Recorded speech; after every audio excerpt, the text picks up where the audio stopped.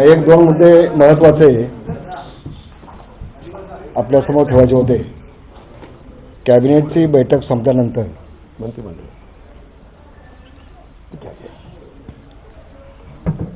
शिवसेनेच्या मंत्र्यांचं शिष्टमंडळ माननीय मुख्यमंत्र्यांना भेटलं.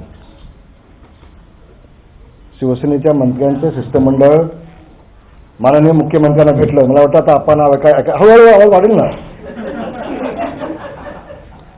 आणि त्यामध्ये विशेषतः शिवसेनेचे पक्षप्रमुख माननीय उद्धवसाहेब ठाकरे यांची जी मागणी होती, शिवसेनेची जी मागणी आहे की पारदर्शकता जो मुद्दा आहे तो फक्त मुंबईपुरता मर्यादित न राहता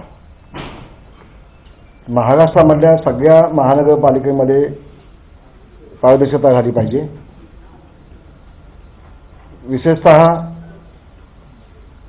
नागपूरच्या महानगरपालिकेमध्ये पारदर्शकता आली पाहिजे. मुंबई जशी राजधानी देशाची आहे तशी उपराजधानी ही महाराष्ट्राची नागपूर आहे. याच्या आधी देखील नागपूरच्या महानगरपालिकेमध्ये नंदलाल समितीची नियुक्ती झाली होती, चौकशी झाली होती. आणि म्हणून याआधीच तिथं पारदर्शकता असती तर चौकशी करण्याची वेळ आली नसती. मला मुख्यमंत्र्यांनी हे मान्य केलं आहे की जसं आपण मुंबई महानगरपालिकेसाठी त्यांनी नियुक्ती केली नाही तर संबंध मुंबईच्या सगळ्या कारभारासाठी नियुक्ती केलेली आहे.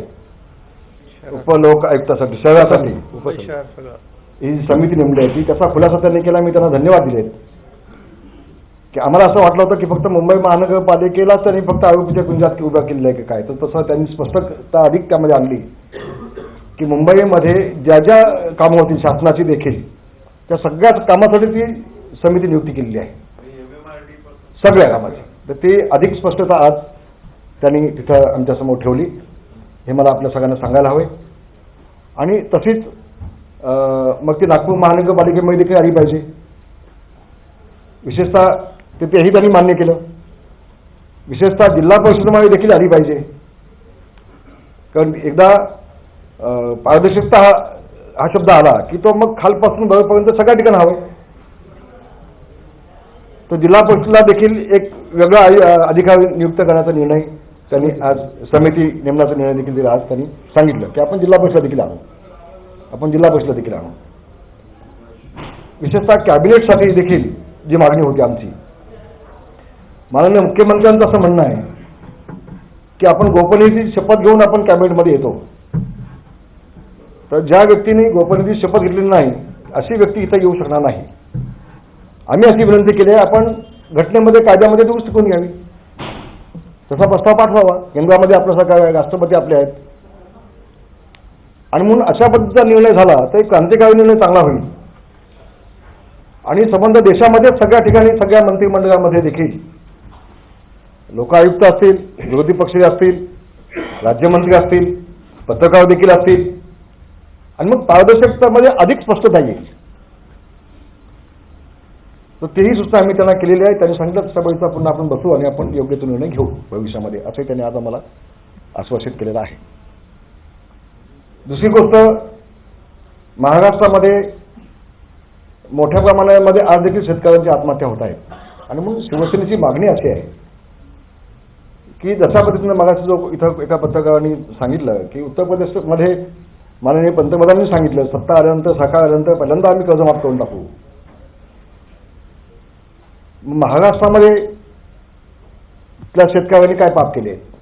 सातत्यानं मोठ्या प्रमाणामध्ये कर्जमाफीची मागणी होते. न्यायालय देखील निर्णय देतोय. अशा वेळेला ही गंभीर बाब घेऊन माननीय मुख्यमंत्र्यांनी तात्काळ पंतप्रधानांना भेटावं आणि आपलं वजन वापरून तातडीनं महाराष्ट्राच्या शेतकऱ्याचा सातबाराचा उतारा प्लेन करावा अशा पैकी मागणी पुन्हा मी आज केली. आणि त्यांनी सांगितलं शक्यतो लवकरच मी पंतप्रधानांना भेटेन.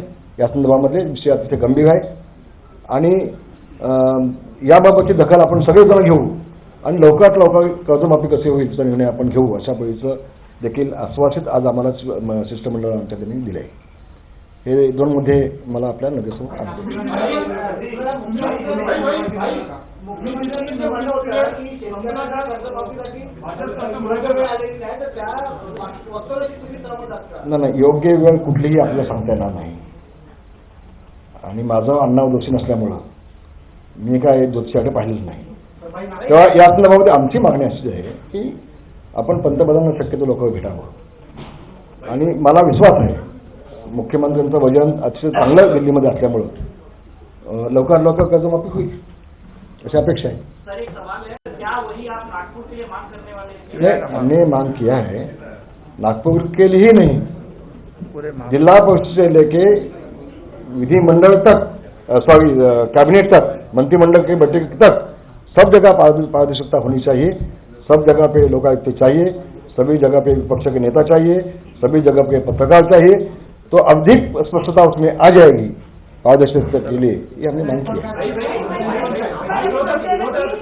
कर्जमाफीची मागणी लावून जाणार आहे तर विरोधकांच्या खासदारांना तो विषय पक्षाचा आहे, उद्धवजींचा आहे. उद्धवजींनी जी भूमिका आम्हाला सांगितली होती ती आम्ही आज ठेवली. पण शिवसेनेची भूमिका स्पष्ट आहे की कर्जमाफीच्या बाजूने शिवसेनेची भूमिका आहे.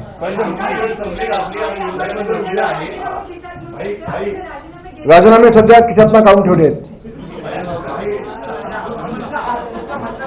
सध्या राजीनामे खिशातून काढून ठेवले आहेत. उद्धवजींनी सांगितल्यानंतर खिशात घालणार नाहीत, ते समोर जिथं द्यायचे ते जाते. ते उद्धवजींना विचारून सांगतो. ओके, धन्यवाद.